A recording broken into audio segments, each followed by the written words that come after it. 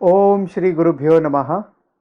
आज हम करेंगे साधना पंचकम इस प्रेयर के बाद। ओम सहना भवतु सहनौ भुनक्तु सह वीर्यं करवावहै तेजस्विनावधीतमस्तु मा विद्विषावहै। ओम शांति शांति शांति। ओम तत्सत।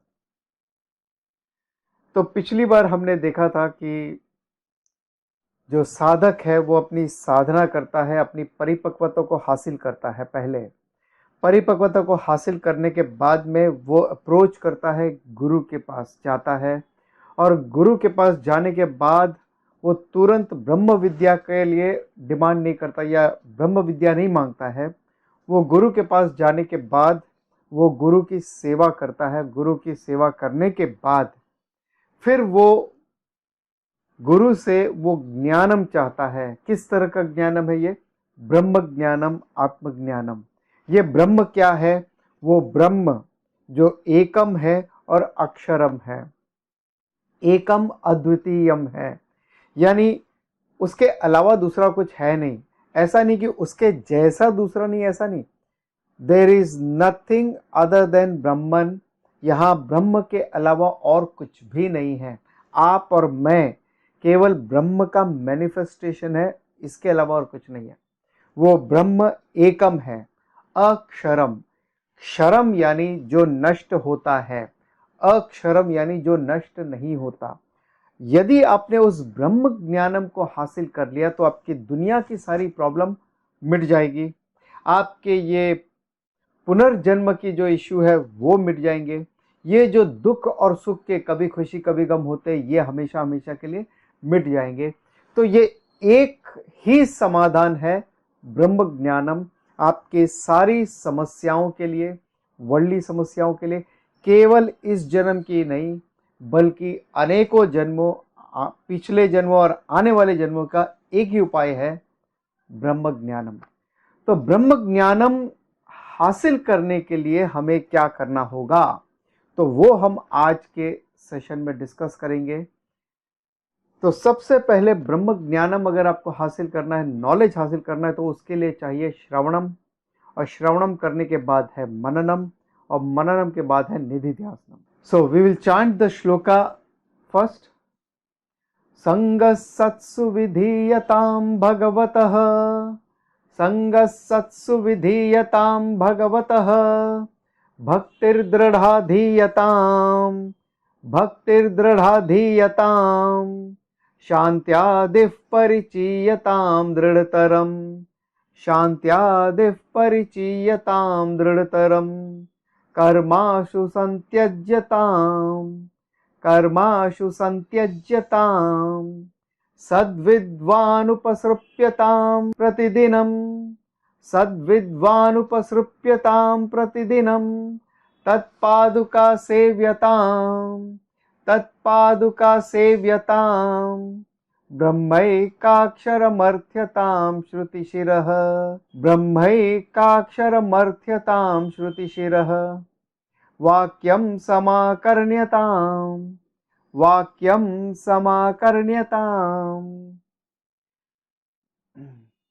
तो ये था सेकंड श्लोका हमारा।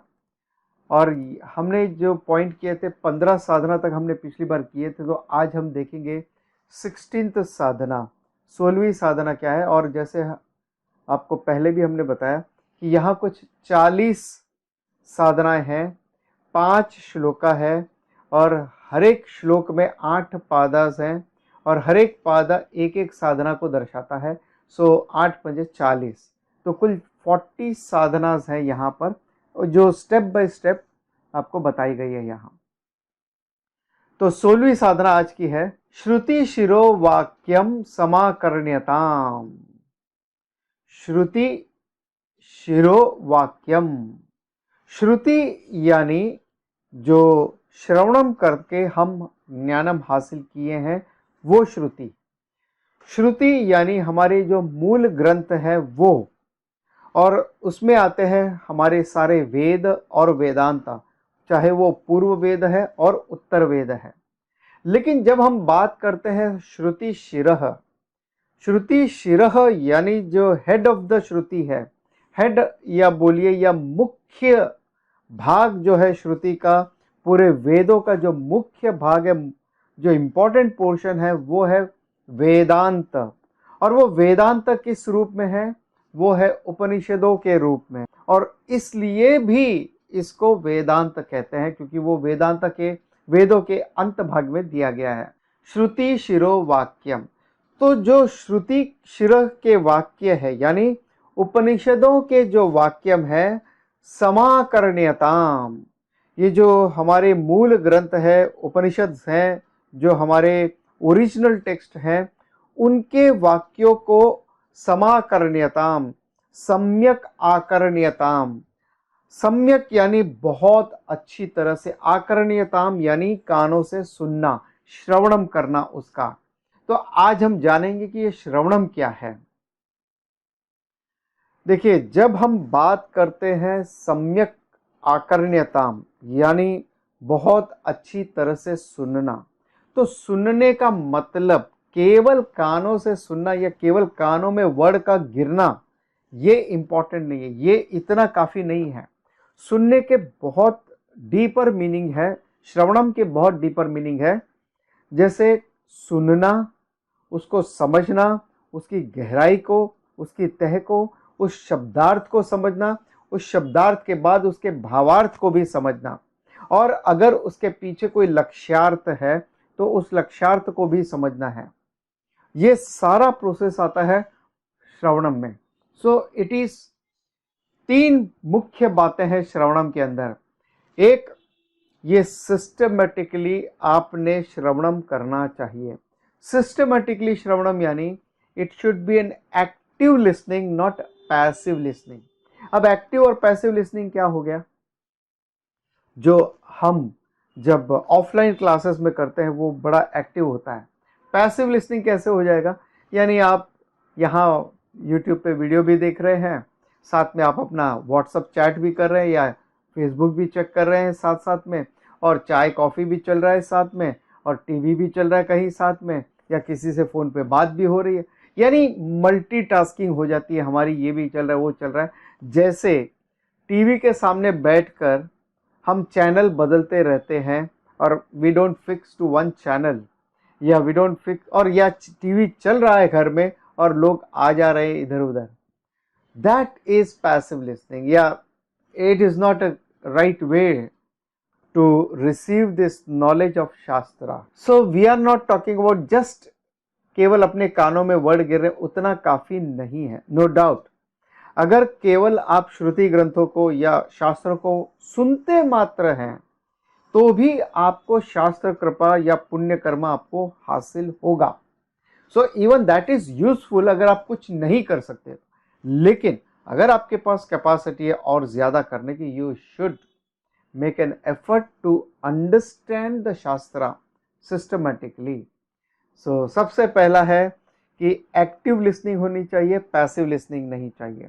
दूसरी बात, it should be focused listening, कि जब आप यहाँ पे सुन रहे हैं तो आप यहाँ पे फोकस्ड हैं, no TV, no mobile phone, no distractions, no chai coffee बाद में, बाहर, नॉट नाउ।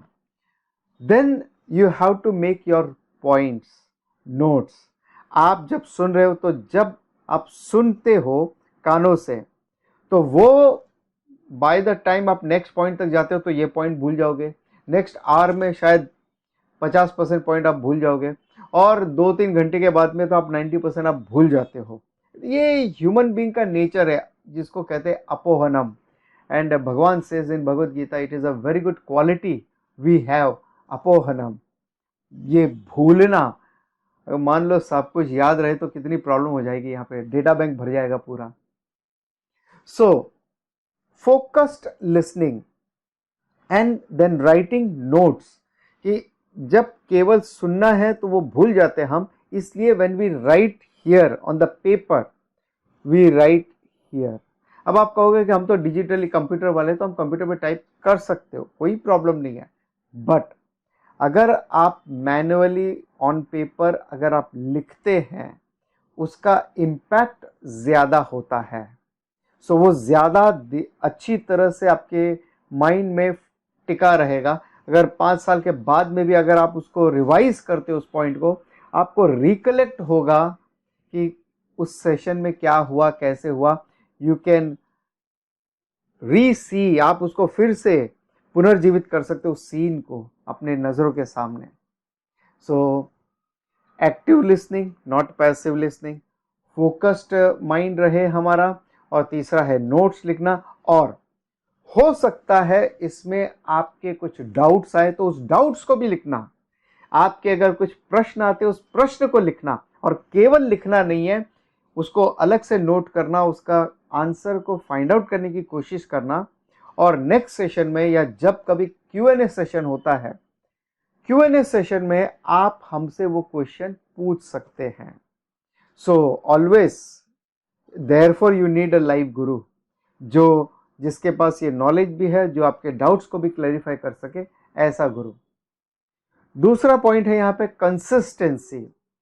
कंसिस्टेंसी, इनफैक्ट किसी भी चीज में अगर आपको सक्सेस चाहिए, चाहे वो आपका बिजनेस है, प्रोफेशन है, जॉब है, स्टडीज है, कुछ भी है, consistency is the key for success. So philosophy is not a part time job, it's not a walkie talkie. आप चलते फिरते सुन रहे हैं, यहाँ पे ट्रेन में ट्रैवल करते हुए, चलो चल रहा है, सुन लेते हैं, कुछ ना कुछ अच्छा ही है।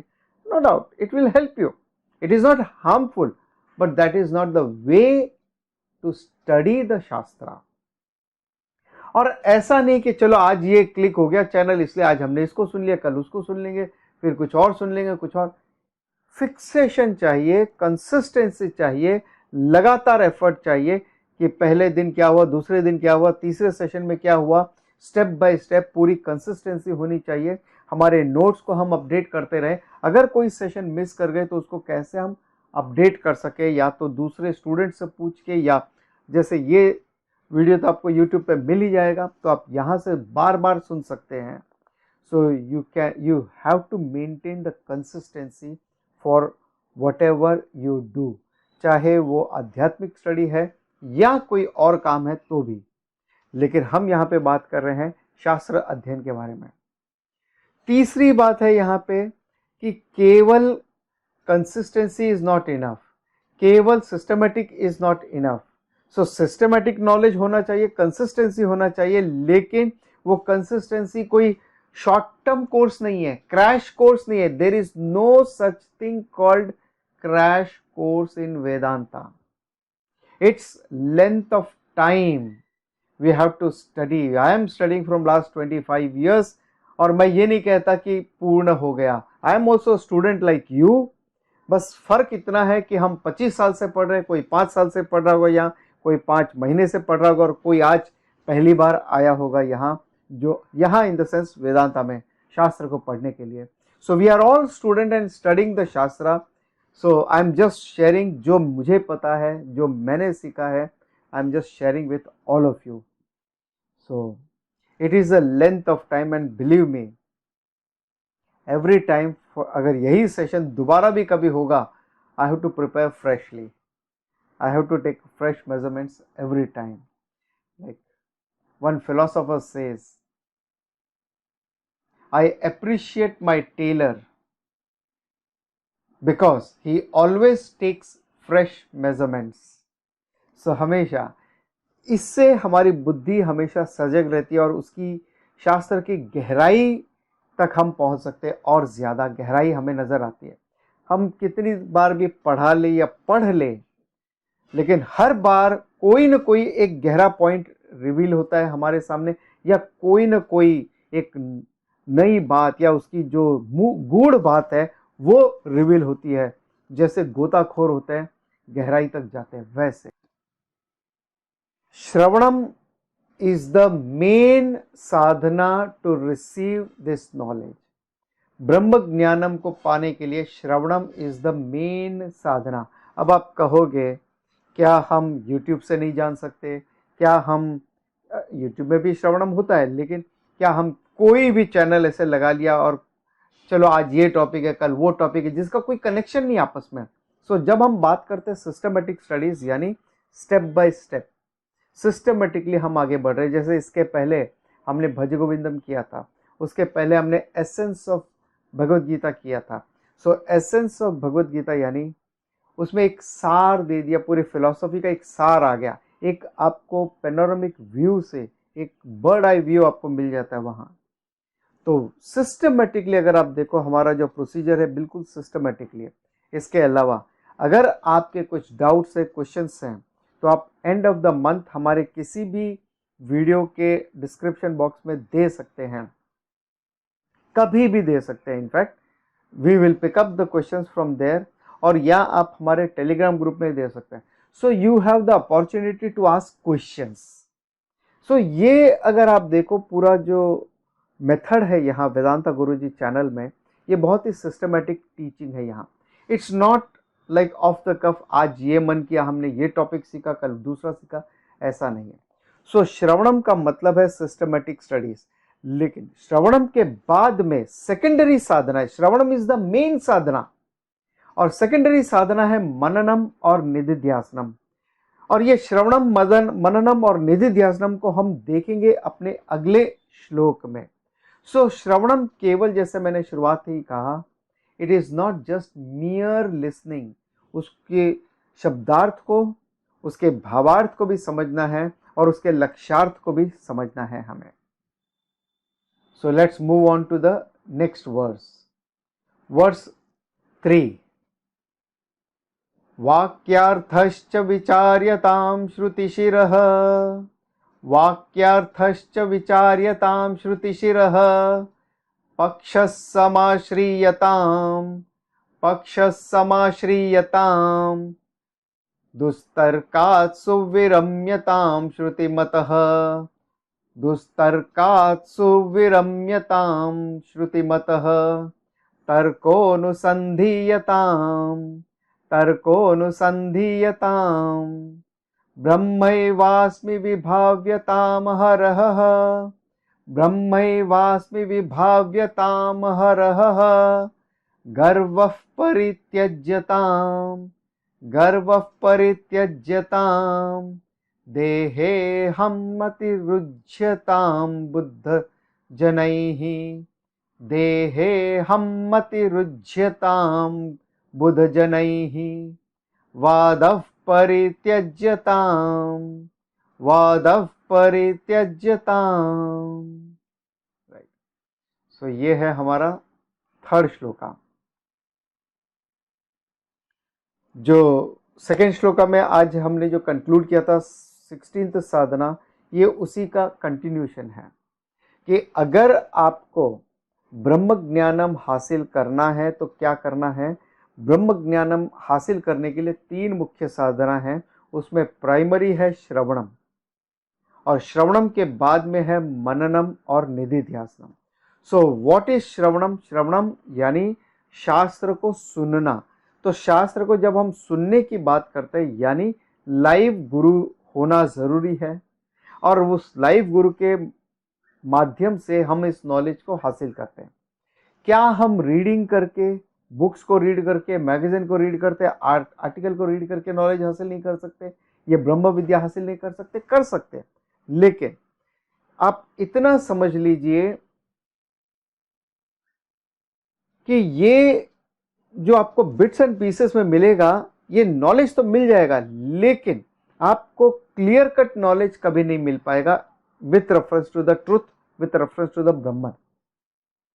It's like a jigsaw puzzle है ये पूरा बिखरा हुआ है, जिसमें जेब्रा का हेड नीचे है और पैर ऊपर दिए गए हैं। अब उनको आपको सॉल्व करना है, तो वो कैसे सॉल्व करना है, वो आपको सॉल्व करना है, और वो प्रॉब्लम भी वही सामने है और सॉल्यूशन भी वही है, कोई अलग अलग नहीं है। सो यहां पर पहला स्टेप है श्रवणम। सो वर्स 3 की पहली लाइन जो है वो बात करती है श्रवणम के बारे में, दूसरी लाइन जो है वो बात करती है मननम के बारे में, और थर्ड वर्स की तीसरी लाइन है जो बात करती है निधिध्यासनम के बारे में। सो व्हाट इज श्रवणम? जब हम कहते हैं ना, कभी कभी जब हम रेस्टोरेंट में जाते हैं और जो वेटर होते हैं उनको हम इंस्ट्रक्शंस देते हैं कुछ कि भाई हमें फला फला चीज़ चाहिए। एक तो ये हो गया प्लेन सिंपल ऑर्डर, दूसरा कि भाई स्पेसिफिकेशन है कुछ कि इसमें थोड़ा बटर चाहिए या ऑयल चाहिए या नहीं चाहिए वगैरह। तो ये जो एक्स्ट्रा इंस्ट्रक्शंस हैं, फिर हम ये सोचते या उसको बोलते हैं सुन लिया ना ठीक से। सुन लिया का मतलब है समझ लिया ना ठीक से। सो ये सुनना केवल सुनना नहीं है, जैसे हमने पिछले पॉइंट में डिस्कस किया, it's not passive listening, it's active listening. हमारा 17th साधना है वाक्यार्थश्च विचार्यताम। Think over the meaning of महावाक्यास। वाक्यार्थश्च विचार्यताम। मे यू इंक्वायर इनटू वाक्यार्थ, वाक्य के अर्थ को और उसके यानी मीनिंग को गहराई से, उसकी क्या गहराई है, उस श्रुति वाक्य को समझना है। टेक्निकली इट इज कॉल्ड मीमांसा। मीमांसा यानी कोई सेंटेंस है, श्रुति वाक्य है, आप उसके हर पहलुओं को समझने की कोशिश करते हैं कि इस संदर्भ में, कई बार जैसे आत्मा शब्द है, अलग अलग संदर्भ में उसके अलग अलग अर्थ होते हैं। एक आत्मा का अर्थ है ये शरीर, दूसरी आत्मा का अर्थ है ये मन बुद्धि जो हमारे सूक्ष्म शरीर है, और तीसरी आत्मा का अर्थ है जो ब्रह्म स्वरूप है, आत्म स्वरूप है, चैतन्य है, उससे है। तो ये अलग अलग शब्द है, अलग अलग कॉन्टेक्स्ट में है। जैसे चित्तम, मनस, एक ही शब्द है, या तो मनस को मन के रूप में ले लो, चित्तम जैसे मेमोरी है मेमोरी के रूप में, लेकिन कई बार चित्तम और मनस इज यूज्ड फॉर ऑल 4 सूक्ष्म शरीरास। सूक्ष्म शरीरा के जो 4 भाग हैं उन सबको वो इंक्लूड करते हैं, मनस, चित्त, अहंकार और बुद्धि। तो ये चारों भागों को इंक्लूड करते हैं। तो इट डिपेंड्स कि किस कॉन्टेक्स्ट में वो क्या है, और ये इसको समझना बहुत जरूरी है। आप ये नहीं कर सकते, जैसे आपने संस्कृत डिक्शनरी ले ली, आपको संस्कृत का नॉलेज हो गया, ये काफी नहीं है। इट इज गुड, अगर आप संस्कृत सीखते हैं, आपके पास संस्कृत का नॉलेज है, अच्छी बात है, इट्स लाइक टूल है आपके लिए, एक अच्छी टूल है, बट बीइंग अ साधक आपके लिए उतना इंपॉर्टेंट नहीं है। बट बीइंग अ टीचर हमारे लिए जरूरी होता है संस्कृत को समझना, या संस्कृत शब्दों का किस तरह से इसमें संधि है वगैरह। तो संस्कृत अगर आपको आ भी गई, या आपको लगता है ट्रांसलेशन आपने जान भी लिया, इज नॉट इनफ। कई बार जो शब्दार्थ है उसके मायने बिल्कुल अलग होते हैं, उसका भावार्थ या उसके लक्ष्यार्थ कुछ और होता है। कहते हैं ना, कहीं पे निगाहें कहीं पे निशाना, ये वाली बात है। तो कई बार वाक्यार्थ हो सकता है, उस वाक्य अर्थ को यानी शब्दार्थ को हमें समझना है, उसके भावार्थ को, और उस भावार्थ के बाद में कई बार भावार्थ अगर नहीं है या वाच्यार्थ भी नहीं समझ में आता है, या वाच्यार्थ और भावार्थ उसके लिए नहीं है, कई बार ये होता है कि लक्ष्यार्थ, ये उसका लक्ष्य क्या है, वो किस तरफ पॉइंट आउट कर रहा है, या बात कहीं और की है लेकिन कहना हम कुछ और चाहते हैं उस बात के माध्यम से। कहीं पे निगाहें कहीं पे निशाना। इसलिए इसको कहते हैं मीमांसा। मीमांसा सिस्टमेटिकली उसको एनालाइज करना, समझना, उसके वाक्यों को, गहराई को समझना। यहाँ जिस तरह से क्राइम होता है कहीं पे, तो जब सीबीआई या जो पुलिस वहाँ पे जाती है इंक्वायरी करने के लिए, जो क्राइम सीन पे जाती है, तो वो क्राइम मिस्ट्री को कैसे सॉल्व करते हैं स्टेप बाय स्टेप, कि क्या पॉसिबिलिटीज हो सकती है और क्या नहीं हो सकती है। और कई बार कुछ सुराग ना के बराबर होते हुए भी जो कुछ भी सुराग है उसके माध्यम से we will pick up the thread, कि एक पॉइंट से दूसरा, दूसरे से तीसरा, और फिर पूरा जाल उनको समझ में आता है कि पूरा नेटवर्किंग क्या था, क्या प्रॉब्लम था, किसने किया था। एग्जैक्टली उसी तरह से इसके भावार्थ को समझना है, उसके लक्ष्यार्थ को समझना है, उसके वाक्यार्थ को समझना है हमें। और श्रुति में एक वाक्यता है। एक वाक्यता यानी जीवेश्वर ऐक्यम के बारे में ऑल ओवर द श्रुति ये बताया गया है। तो कहीं पर भी आपको ऐसा नहीं मिलेगा कि एक उपनिषद में तो बताया है जीवेश्वर ऐक्यम, और दूसरे उपनिषद में बताया हो जीवा अलग है और ईश्वर अलग है, ऐसा नहीं है। अब मैंने जैसे कहा कि किस कॉन्टेक्स्ट में वो कहा जाता है वो बात मायने करता है। कॉन्टेक्चुअली किस संदर्भ में क्या बात कही गई है वो उस कॉन्टेक्स्ट तक लिमिटेड है, लेकिन शास्त्रों का विजन एक ही है, जीवेश्वर ऐक्यम। जीवेश्वर ऐक्यम का मतलब है कि ये जीवा मैं ही ईश्वरा है, तो ये जीवा ही ईश्वरा है, इसमें कोई भेद नहीं है, ये अद्वैतम है। अब जब हम बात करते हैं ये जीवा यानी ये शरीर मन बुद्धि वाला नहीं, शरीर मन बुद्धि को निकाल दो, उसके पीछे क्या है, वो चैतन्य, वो चैतन्य जो आपके बाल्यावस्था में भी था। आप कहते हो मैं बालक था, लेकिन मैं था, मैं युवा हूं, मैं हूं, मैं वृद्धावस्था में जाऊंगा, मैं जाऊंगा। तो अगर आप देखो पास्ट प्रेजेंट फ्यूचर तीनों परिस्थिति में मैं विद्यमान है और ये मैं आत्म स्वरूप है। लेकिन जब हम बात करते हैं कि मैं आत्म स्वरूप हूं, ये जीवा आत्मा है, it is not the body mind sense complex. मैं ये शरीर मन बुद्धि नहीं हूं। मैं कौन हूं? वो आत्मा without this body mind sense complex. जब मैं कहता हूं मैं हूं, सो दिस इज जो क्लोथिंग्स है, ये तो एक्सटर्नल वेस्चर है, ये तो केवल कवरिंग मात्र है, ये मैं में काउंट नहीं होता, ये एक्सटर्नल चीजें हैं। जब आप गाड़ी में बैठ के कहोगे कि ये मैं हूं, तो गाड़ी is not included in that. उसी तरह से ये शरीर मन बुद्धि ये कपड़ों की भांति है, इसको डिस्कार्ड कर दो इन द सेंस वो मैं में काउंटेबल नहीं है। मैं कौन है? उस शरीर मन बुद्धि के पीछे की आत्मा, चैतन्य।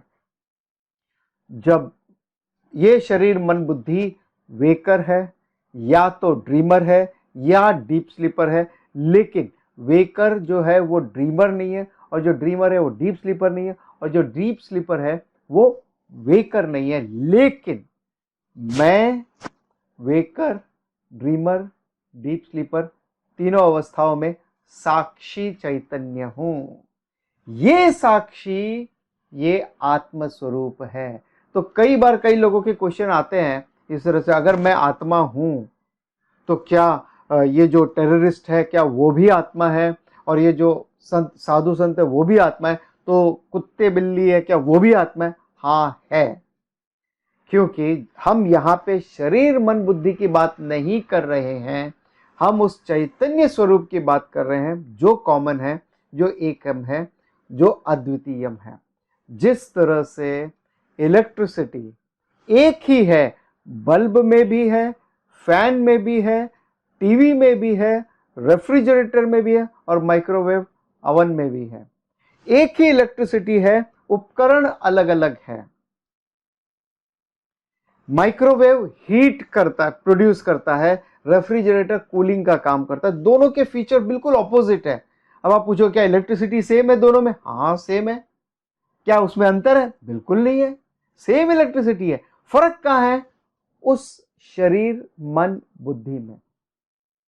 मगर मैं वास्तविकता में कौन हूं? वह आत्म स्वरूप हूं।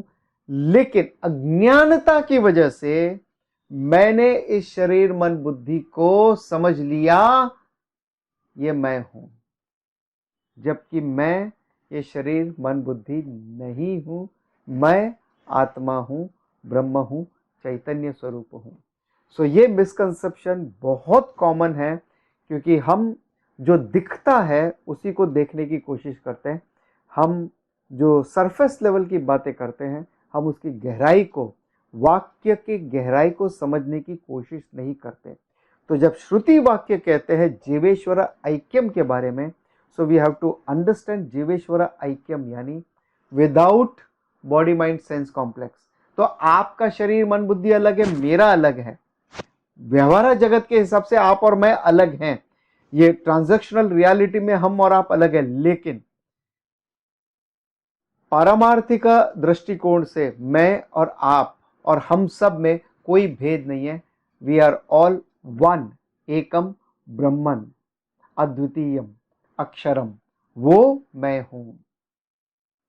और ये जो बात है जीवेश्वर ऐक्यम, इसको हम कहते हैं महावाक्य। जो जीवेश्वर ऐक्यम को दर्शाता है, जो भी वाक्य जीवेश्वर ऐक्यम को दर्शाता है, उसको हम कहते हैं महावाक्य।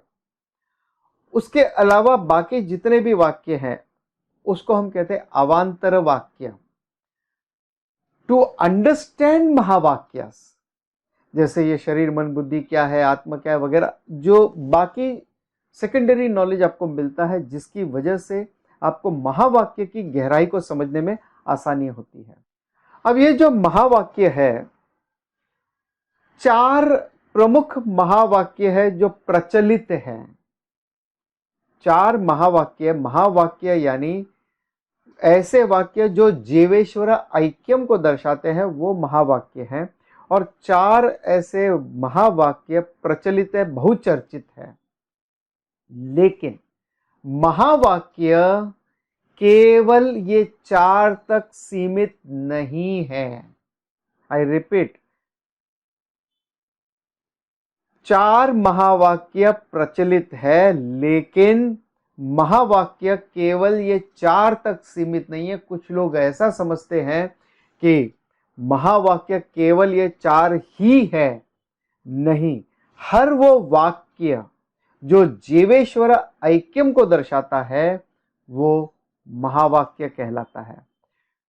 अब यहां पर चाहे वो सोहम ही क्यों ना हो, सह अहम, वो मैं हूं, वह ब्रह्म मैं हूं वगैरह, तो इस तरह के कोई भी वाक्य जहां जीवेश्वर ऐक्यम को दर्शाता है वो महावाक्य है।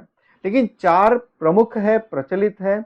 और ये 4 जो महावाक्य हैं, ये 4 वेदों से लिए गए हैं, अलग अलग भाग से। तो ये 4 महावाक्य हैं। सबसे पहला है प्रज्ञानम ब्रह्म, जो है ऋग्वेद से, यानी इसका अर्थ है, प्रज्ञानम ब्रह्म का अर्थ है कॉन्शियसनेस इज ब्रह्मन, ब्रह्म ही चैतन्य है। और ये ऐतरेय उपनिषद 3.3 ऋग्वेदा से है। और इसको हम कहते हैं लक्षण वाक्य। दूसरा है अहम ब्रह्मास्मि, यानी मैं ब्रह्म हूं, आई एम ब्रह्मन। ये है शुक्ल यजुर्वेद से, बृहदारण्य का उपनिषद 1.4.10 शुक्ल यजुर्वेद से है। और इसको हम कहते हैं उद्घोषण वाक्य। तीसरा है तत् त्वम असि, यानी that thou art, you are that, आप वो है, वो यानी ईश्वर परमेश्वर ब्रह्म, आप वो हैं। और ये है सामवेद से, और छांदोग्य उपनिषद 6.8.7 इसमें दिया है। और ये है उपदेश वाक्य। चौथा है अयम आत्मा ब्रह्म, यानी ये आत्मा ब्रह्म है। This self, this Atman, this self is ब्रह्मन। और ये है मुंडको उपनिषद में 1.2 ऑफ द अथर्ववेद, अभ्यास वाक्य है ये। अब ये वाक्यार्थ को जानना क्यों जरूरी है? देखिए, ये जो ट्रुथ है, रियलिटी है ब्रह्म के बारे में, जो ब्रह्म ज्ञानम है, ये कोई ऐसा नहीं कि ब्लैक एंड व्हाइट आपके सामने रख दिया ये ब्रह्म है ये नहीं है, ऐसा ये कोई ऑब्जेक्टिव नॉलेज नहीं है। This is about the subject, about me the subject. ये मेरे बारे में है। जिस तरह से आपको अपना चेहरा ठीक करना है, अगर उस पर कहीं कोई दाग है वगैरह वो देखना है, तो आपको एक अलग मिरर की जरूरत पड़ती है। उसी तरह से इस नॉलेज को समझने के लिए ये इट्स नॉट वेरी क्लियर। पहली बात, ये एकदम क्लियर नहीं है, ये थोड़ा सा टर्स्ट है, थोड़ा सा कॉम्प्लिकेटेड है, और कहीं कहीं पे एकदम विरोधाभास लगते हैं। जैसे कुछ सेंटेंसेस ऐसे होते हैं शास्त्रों में, it is far, what is far? Brahman, that is far, that is nearest also, एकदम फर्देस्ट भी है। सबसे ज्यादा दूर वाला भी क्या है? ब्रह्मन है। सबसे नजदीक वाला भी क्या है? वो भी ब्रह्मन है। यानी हमारे अंदर में अंदर कितना भी चले जाओ, so even at the microcosmic level अंदर में भी ब्रह्मन है, और मैक्रोकॉस्मिक लेवल पे भी ब्रह्मन ही है, because there is only Brahman, nothing else exist. So it is farthest, मतलब सबसे दूर भी वही है, सबसे नजदीक भी वही है, that is Brahman, which means Brahman is all pervasive. So ऐसे कई सेंटेंसेस जो विरोधाभास लगते हैं, it is small, it is big, it is far, it is near वगैरह। सो ये सच को रिवील करना, एक्सप्लेन करना, और ये कोई ऐसा नहीं है कि बिल्कुल मोबाइल फोन क्या है तो आप बता दोगे कि फोन है जिसे आप कॉल कर सकते हो उसके, और स्मार्टफोन के ये फीचर्स हैं और सादे मोबाइल के ये फीचर्स हैं।